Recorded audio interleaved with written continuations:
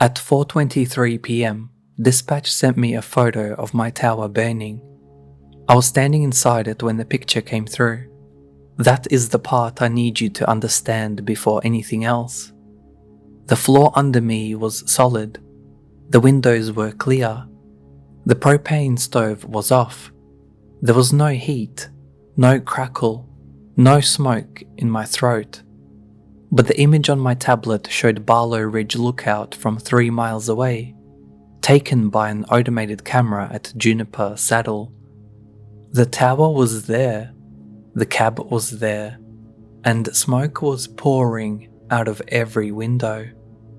In the south window, half hidden behind the smoke, someone stood with one hand against the glass. My hand was against the glass too. When I pulled mine away, the figure in the photo didn't.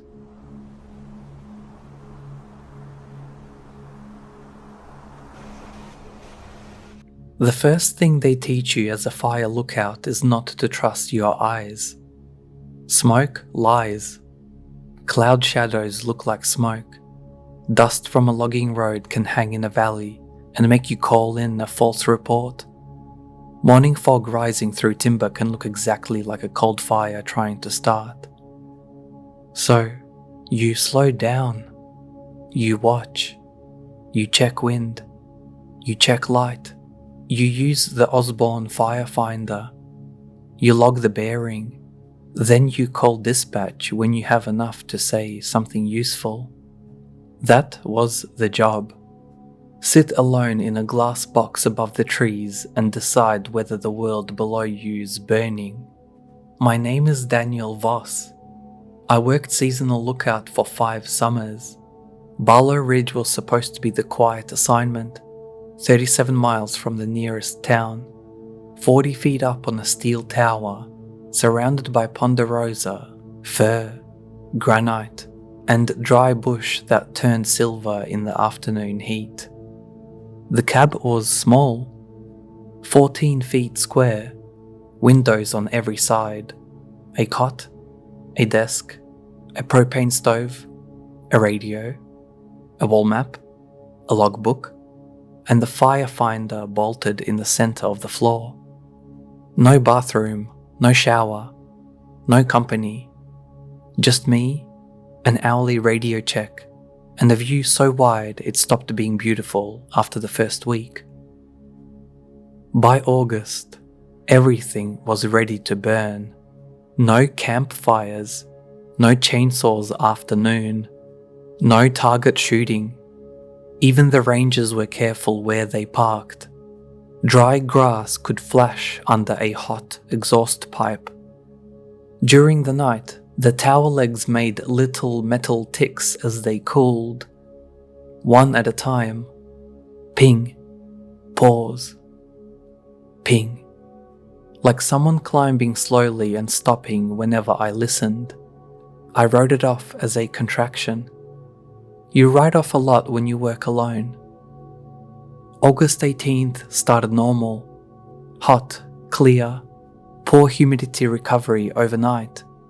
I wrote in the log, 8:30, temp 81, RH 19%, wind west-southwest 4, visibility good. By noon, the floorboards were warm through my socks. By 3, the western horizon had gone pale from heat shimmer. At 4:07 p.m, I saw smoke. It was south-southeast of the tower, maybe 6 miles out. Thin at first, a vertical grey-brown stain above the trees. The colour of duff starting to burn under a campfire someone thought they had put out. I didn't call it in right away. I put my eye to the firefinder and swung the siding vanes toward the column. The bearing read 000. North. I looked up. The smoke was still south. I checked the ring, checked the sight, recalibrated against Hollow Peak. The firefinder behaved perfectly until I turned it back toward the smoke. I took my handheld compass from the drawer and held it flat in my palm. The needle pointed north. Then I turned toward the smoke. The needle shifted with me. Not completely, just enough that north wanted to stay in front of the smoke. I laughed once. Not because it was funny, because my brain had reached for a normal explanation and had come back empty. I wrote 1609, possible smoke, visual south-southeast, instruments inconsistent, observing. Then I called it in. Central, Barlow Ridge. A few seconds of static. Barlow Ridge, Central. Possible smoke, visual south-southeast from tower, light column, grey-brown, intermittent through timber. I'm having an issue with the firefinder. Bearing reads 000, not matching visual. There was a pause. Barlow, confirm bearing 000. Negative. That's the instrument reading. Visual estimate is 155 degrees. Distance? Maybe 6 miles. Far side of older draw. More static. Then dispatch said, Barlow, our plot resolves that report to your location. I looked at the map. That's because the finder is wrong. Copy. Stand by. I stood by. The smoke thickened. It didn't rise like normal smoke. Normal smoke builds from a source. It climbs, bends with wind, breaks apart in layers. This column kept the same width top to bottom, like a grey thread stitched between forest and sky. I raised the binoculars. The trees beneath it were still. No birds lifting, no shimmer, no movement. The smoke was there. The forest below it was not reacting. Dispatch came back. Barlow Ridge, confirm no visible smoke or fire at your tower. I turned in a slow circle. Stove off, trash empty, no electrical smell, no smoke, no heat. Confirmed, no smoke here.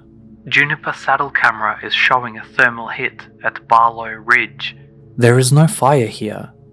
Check your lower structure. I took the portable radio, opened the hatch, and started down. The stairs were hot under my hand. Halfway down, I stopped and looked up through the metal grating. No smoke under the cab. No flame. The tower legs were bolted into concrete footings surrounded by pale grass and rock. Everything looked normal, except for the shadow. The tower shadow stretched east across the clearing, long and black in the late sun. A second tower shadow stretched south. Same cab, same railing, same stairs, but there was only one tower. I stared until my eyes started to water. Then, something inside the second shadow moved. Not a person exactly, more like smoke trapped in the shape of a room.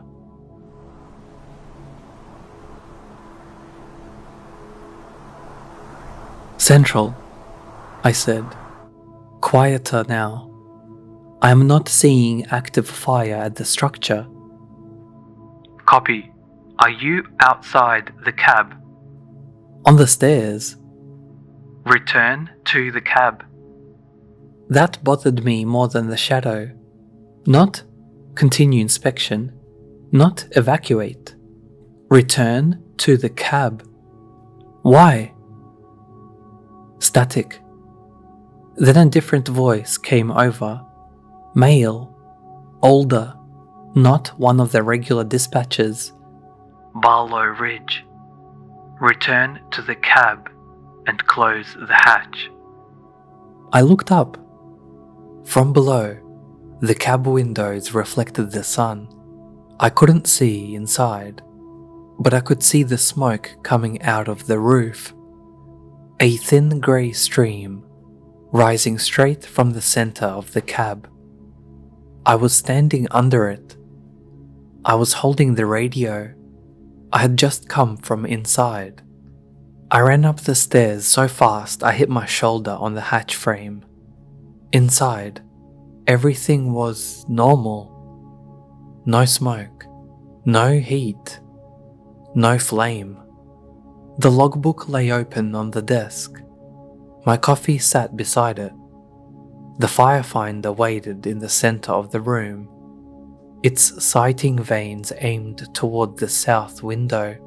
The smoke outside was still visible, only now it looked closer. I shut the hatch. For a minute, I just stood there with one hand on the latch and listened to myself breathe.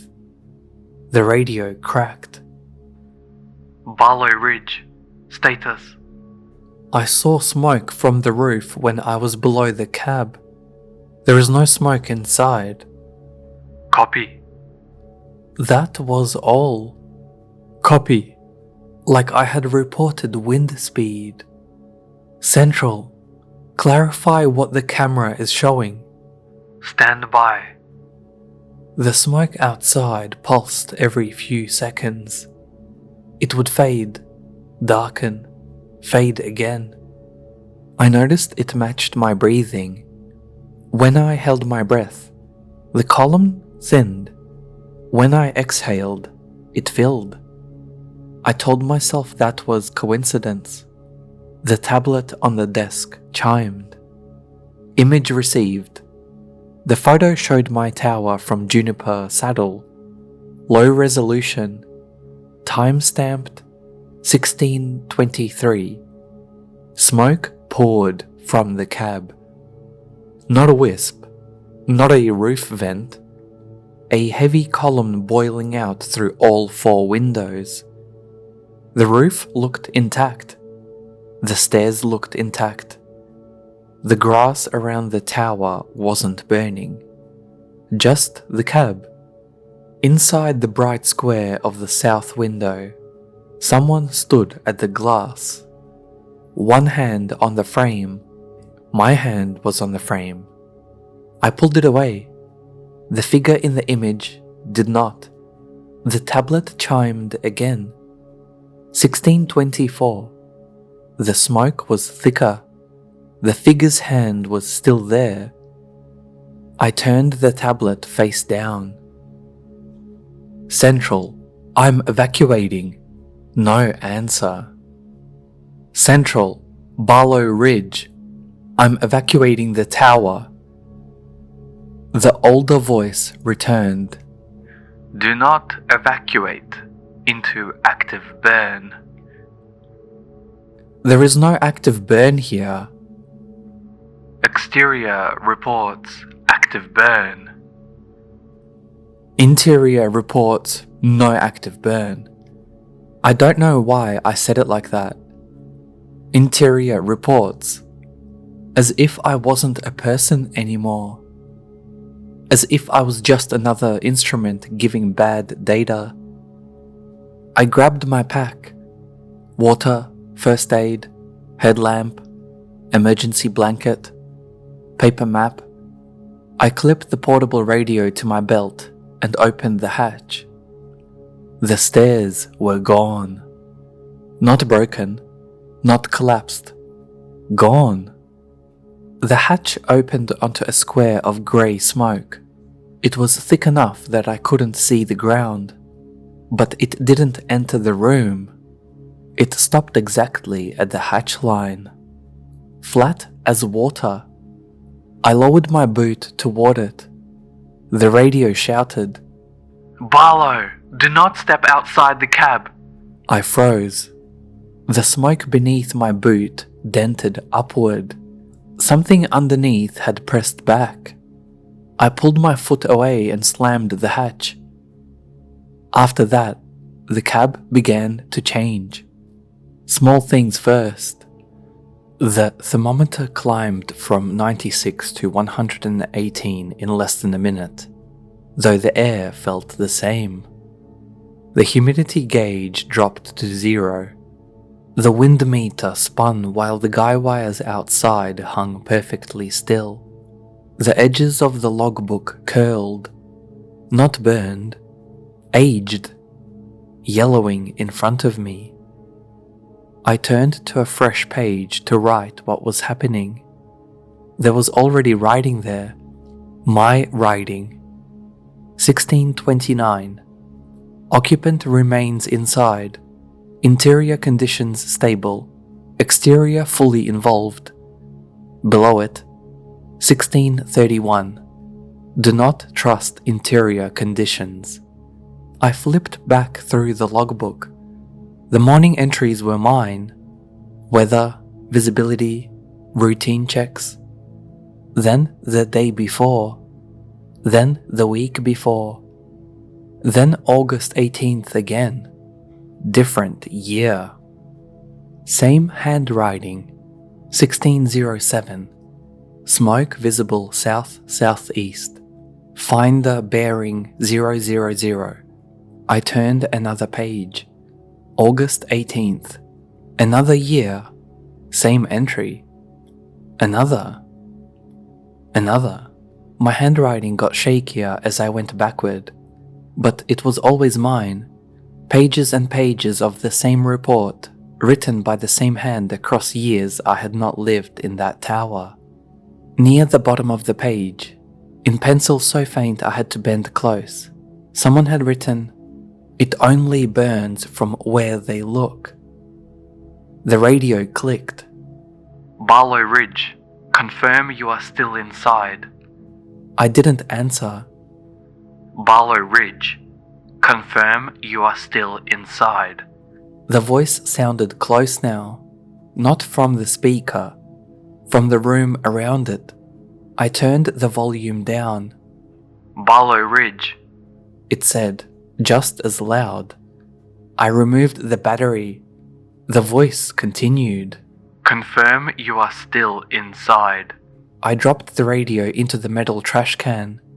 The speaker hissed once. Then my own voice came out of it. "Confirmed. Still inside."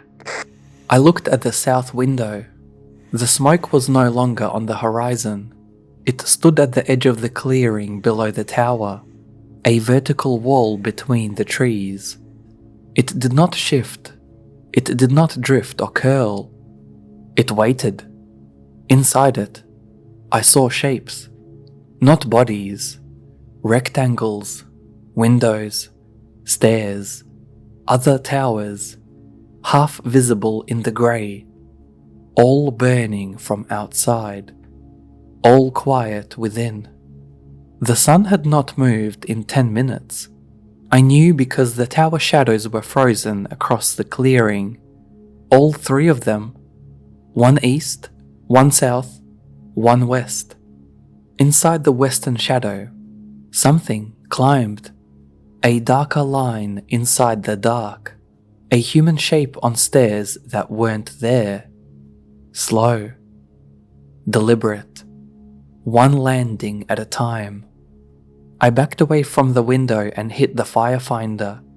The sighting vanes had turned toward me. The bearing read 000. I moved left. The vanes followed. I moved right. North had become wherever I stood.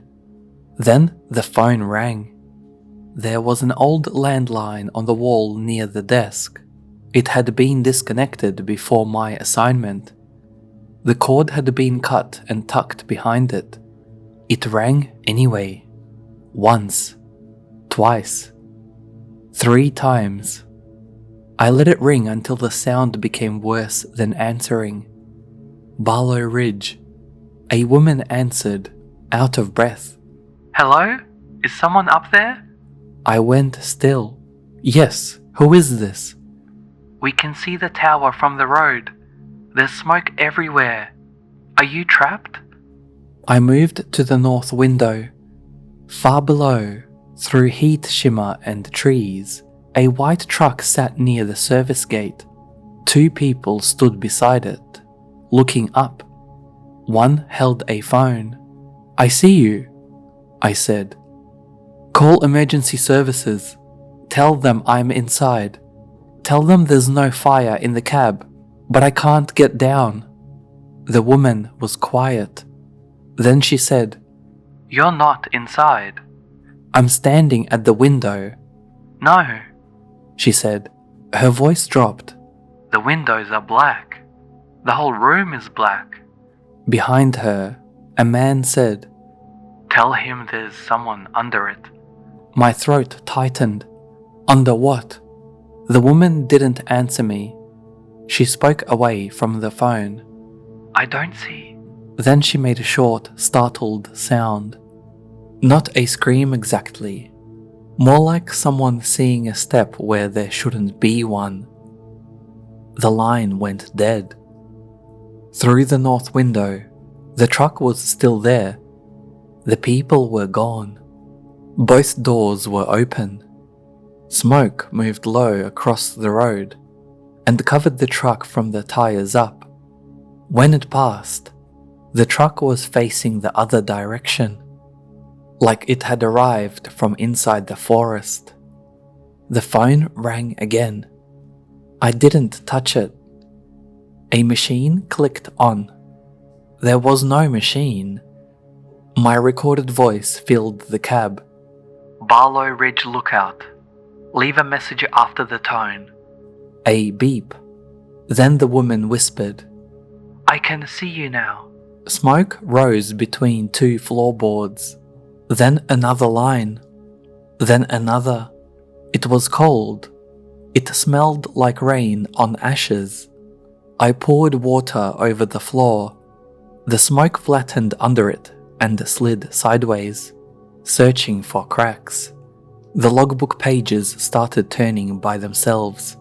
Slowly, then faster. Every page was August 18th. Every page ended with some version of the same sentence. Still inside. Still inside. Still inside. I tore the book from the desk and threw it at the west window. The glass didn't break. The logbook hit the pane and fell open on the floor. A black handprint appeared on the outside of the window. Then another. Then another. All around the cab. Hands pressed against the glass in soot. Not bodies, just prints. As if a crowd stood on nothing around the tower, leaning in to look. I backed into the center of the room. The firefinder turned with me. The radio in the trash can said, "Multiple witnesses confirm no occupant visible." The phone whispered, "I can see you now." The wind meter screamed without wind. Under all of it came the steady sound of a pencil writing. I turned. The logbook was back on the desk. The pencil moved by itself across the page. 1644. Occupant has begun to understand exterior. I slapped the pencil away.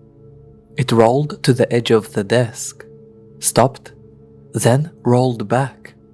I picked it up and snapped it in half. The writing continued without it. 1645. Occupant interfered with record. Record unaffected. I said, "What do you want?" The tower answered in my voice. Not from the radio, not from the phone. From the glass. From the floor. From the metal legs under me. "Confirm you are still inside." That was when I understood enough to become more afraid. It didn't want to burn me. It wanted agreement. A fire is not a fire until someone reports it. A person is not missing until someone records them gone. A lookout's job is to observe, confirm, and log. I had been confirming myself into the wrong side of the glass. I took the logbook. My hand shook so badly the first word tore through the page. Still, I wrote 16:45, tower unoccupied. Everything stopped. The smoke vanished between the floorboards. The handprints faded. The radio went silent. Outside, the wall of smoke thinned until I could see the trees again. For 1 second, I thought I had found the rule. Then a door opened in the north wall. There is no door in a lookout cab wall. There is a hatch on the floor. There are windows. There is no door, but one opened inward where the map had been. Beyond it was the clearing below the tower, not as seen from above, as seen from outside. The tower stood in front of me, blackened and burning silently, smoke pushing through all 4 windows. The steel stairs hung twisted beneath it. The grass around the footings remained untouched, and in the south window, a man stood in the cab. One hand on the frame, my face, my shirt, my posture. He looked down at me. I raised my hand. He did not. That was worse than if he had copied me. The logbook wrote behind me. 1647. Interior has produced exterior witness. The man in the burning tower leaned closer to the glass. His mouth moved. I couldn't hear him through the smoke, but I knew what he said. Confirm you are still inside. I ran at the west window with the chair over my head. The glass shattered. Cold smoke rushed in like water. For a moment, I was outside the cab, falling past railing, stairs, steel legs. Then I hit the floor. Inside the cab, the window was intact. The chair was beside the desk. The logbook was open. 1648. Occupant attempted exit. Exit returned occupant. After that, time became unreliable. The sun jumped backward, then forward. Dispatch called every hour at once. Sometimes it was central. Sometimes it was the older voice.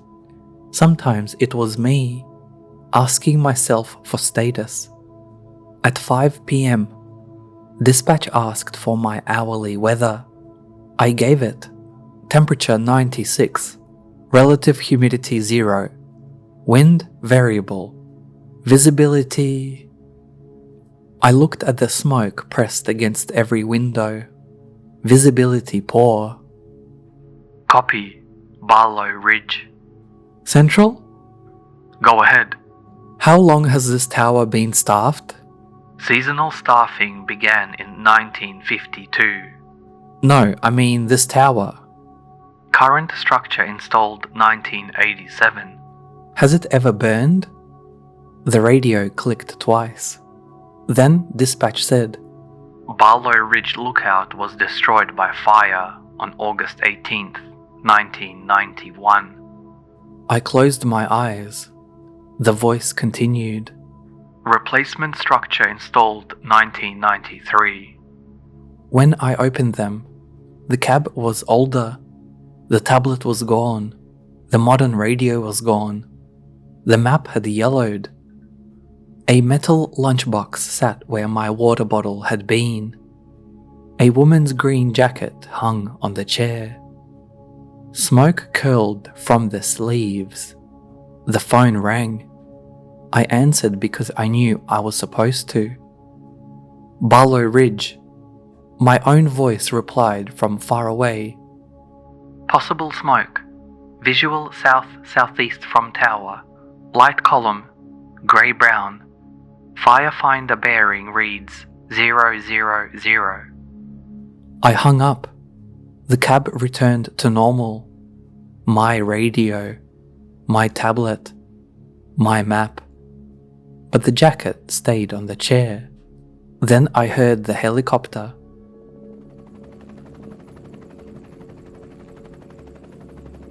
I ran to the window and waved both arms. It circled once, close enough that I could see the pilot's helmet. He never looked at me. A bucket swung beneath the aircraft, dripping. The radio said, "Air attack confirms structure fully involved. No visible survivor." The helicopter released its load. Water slammed into the tower. The cab did not shake. The windows stayed dry. But outside, in the world the helicopter could see, steam exploded upward. For 3 seconds, the smoke cleared. I saw what was around Barlow Ridge. Not one tower, dozens. Some steel, some wood, some burned down to platforms, some new enough to shine in the sun. They occupied the same clearing without touching, layered through one another like bad reflections. Every tower was burning from outside. Every tower was quiet inside. In each one, someone stood at the window. Some looked like me, some didn't. A woman in an old green uniform, hair burned away on one side. A boy wearing a paper visitor badge. An old man sitting calmly at his desk, while flames moved behind him like curtains. All of them turned when the water fell. All of them looked at me. Then the smoke closed. I stopped trying to leave after that. I'm not proud of it, but panic has a limit. Eventually the body spends it. What comes after is worse. Not calm, not acceptance. Obedience. You sit. You listen. You answer what you are asked. I'm writing this because the logbook belongs to the tower. Anything written there becomes part of its report. This is on the back of my paper map in permanent marker. I don't know if it can leave with me. I don't know if "with me" means anything anymore. The smoke is gone now. From inside, anyway. The sky outside is clear. The sun has finally moved. Birds are crossing over Alder Draw. A truck just came up the service road and stopped at the gate. 2 rangers got out. I know one of them, Melissa. We shared coffee during orientation. She is standing beside the truck with binoculars raised. She has looked directly at me 4 times. She has not reacted. The radio is talking again. Not to me. About me. Ground unit at Barlow Ridge. Confirm structure status. Melissa lifts her shoulder mic.